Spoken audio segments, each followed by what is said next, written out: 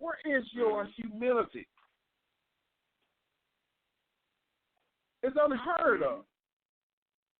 And Congress needs to get off their behind and start this impeachment process and get this idiot out of office.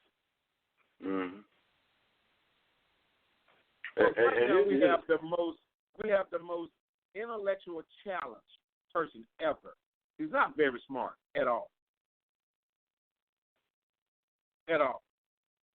And you can easily shake him down. He attacked it. He have attacked. He attacked anybody. Squad. I don't care who it is. These four congressmen of color constantly attacked. Now these are congressmen now. How are you going to attack your own congressman? Well, they are of color. This man in office, if you are a person of color, whether you black, brown, you are not welcome in his circle at all. Mm-hmm. He has nothing for you. Let me add something to that mix. Murrow, which is the Secretary of State, he's running for Doug Jones' office as well. Bradley Burns is running for the office as well. And Bradley, just last week, published a month ago, July the 10th, 2019, Bradley says Jones betrayed the people of Alabama when he voted against Kavanaugh. He voted against the white people of Alabama. Thank you. What has Doug Jones done other than do what's right? He was in a position to prosecute Edgar Rudolph. He was in a position to do those folks that killed those girls up there in Birmingham. He's in a position as an attorney to do what's right and live upright and do the right thing. The only thing he ain't doing right is what white folks want him to do. Thank you. Amen. I'm just being real. You just not the whole it ain't about no race. Not the whole one, bro. You just it not ain't the about whole no one. race. It ain't about no race. It's about who he is. And guess what?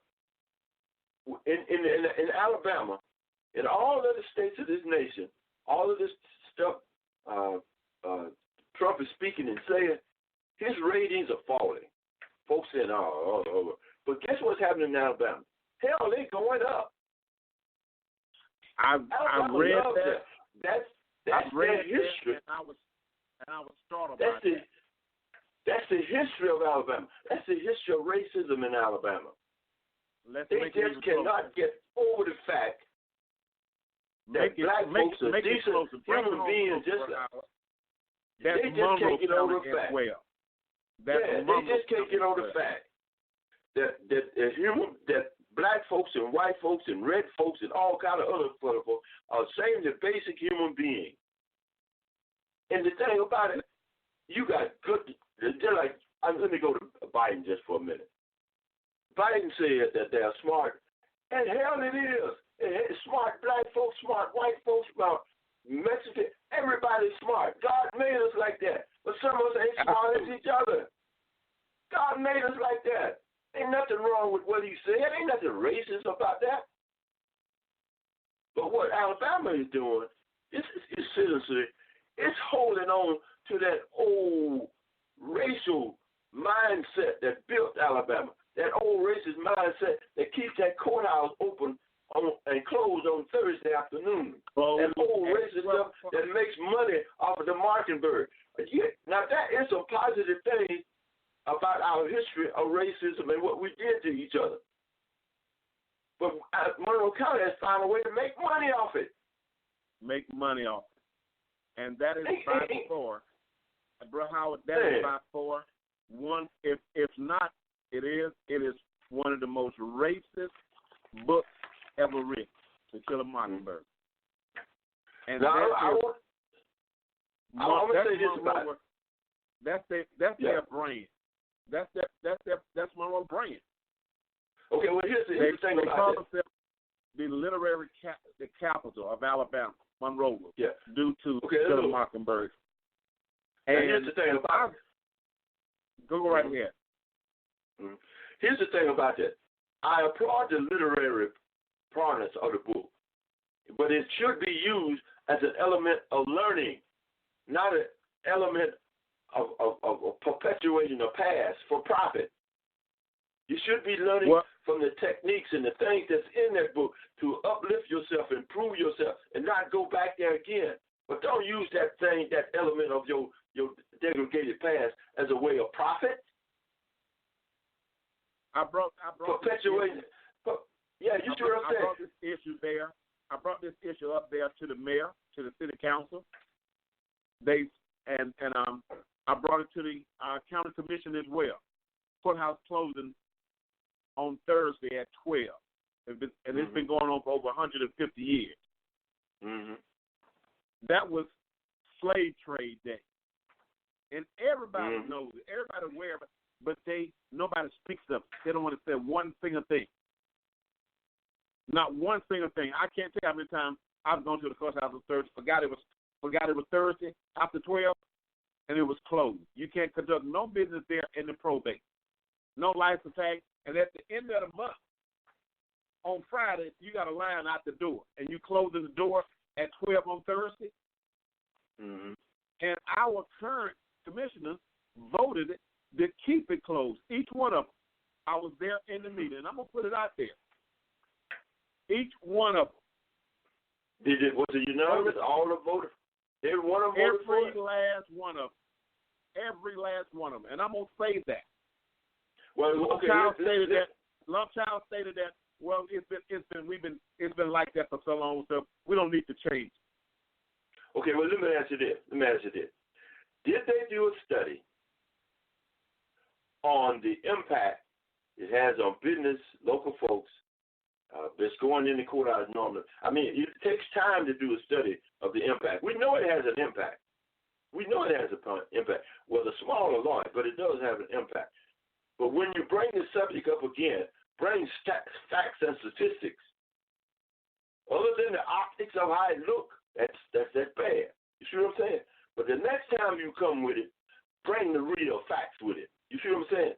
How does it affect this person? Now let me show you what they brought. Let me show you what they brought to me. Our probate judge, Sonia Stinson.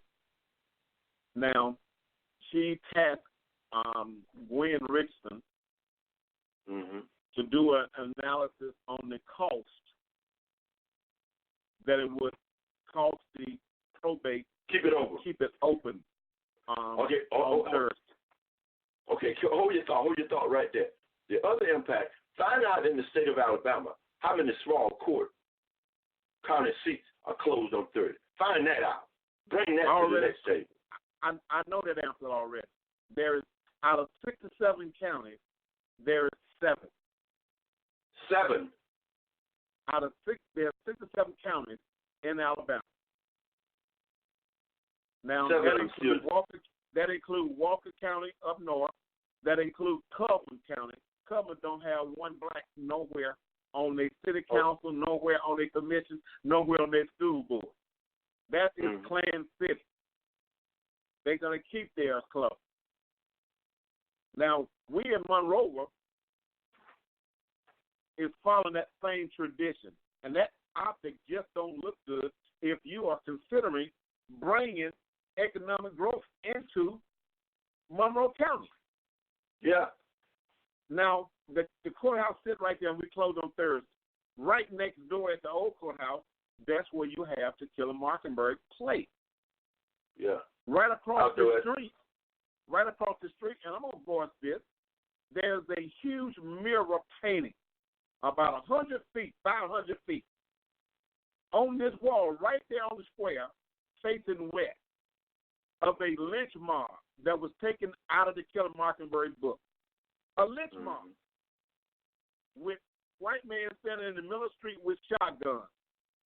One white man is in this T-Model Ford truck. This is the town of Monroe. One is standing on the running rail with his shotgun, 2 on the back. That's a lynch mob.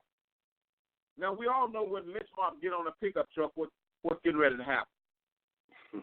Yeah, exactly. Some black family is getting ready to be terrified because somebody is getting ready to be hung and whooped and shot. Now, that sign is facing westward. They say it wasn't by design. I say it was. It's facing westward towards the largest black community in Monroe, Claus there. You cannot, anytime kids come going to school, anytime they come uptown to Monroe, they're looking at this sign. What are we telling our kids? It's okay to have guns and get on the truck or get in the cars and take off? Sooner or later, it's gonna touch you. Now, I had a meeting with Tom, the owner of that building. Now, by his own admission, he said he did not pick that design out of the book. He said the artist picked it. But I told him, you still have to own it. This building is yours, so you own that painting. Mm-hmm. And it needs to be changed. Mm-hmm. What kind of subliminal message you trying to tell us? To stay in our place? Right now, 2019, there is a mirror of a lynch mob right there on our square. Mm-hmm. Mm-hmm. Racism exists in Monroe County is deep embedded, and nobody want to talk about it. Mm-hmm. Mm-hmm. It's like the big elephant in the room. They don't want to talk about it there in the county commission. They don't want to talk about it there at the city council. Mm-hmm. Well, it's on a national world platform stage now. It's out there. You just put it out there. And we need to address it. The way to end racism is to start talking about it. And address the problem. Address it. Don't run from it. Mm-hmm. Okay. I want to touch on it. I appreciate your points on that. Strong, powerful point. And I apologize. I'm just very passionate about that. No. That's the truth. Just speaking the truth. That's what this radio program is about. We speak the truth to the totality of the human being. I like to do what's right. Yeah. Let's just do what's right in Monroe County. Yeah. Now I want to touch on something right here now. The new law tightened Alabama absentee voting requirement. Now, in the last election, you know how well we did in Monroe County when we swept Monroe County. Outstanding job. I want to thank everybody for that. We did an outstanding job with absentee ballot. Guess what? Yes. Merle, who is running against Doug Jones, new law tightens Alabama absentee voter requirements. Guess what? When you go vote now, if you go apply for an absentee ballot, and you go vote absentee ballot, you got to present that ID. Ain't nothing wrong with that. But here's what they're going to do. Temporarily, it's going to kind of stall things. You know what I mean? Kind of slow things down. You know what I mean? We all need IDs. We have to have IDs when we go to the bank. We have IDs with our credit card. Ain't nothing there. But see, what they be doing, they be putting them in kind of games in the way to slow you down, back you up. Wait a minute. You know what I'm saying? But the thing with the same way like census, go ahead and get that census information filled out and send it in because that's helping you. Get your ID. Get your ID. I don't care what kind of ID is required for you to vote. If you vote absentee, if you vote in person, if you out of town, you have your ID and your stuff in order. If you ain't gonna do that, you do what you're supposed to do to vote. I don't care if they put up, like you talk about this wall and all that kind of stuff. Hell, they put up a wall 100,000 miles high. Hell, I'm getting over that wall and I'm voting.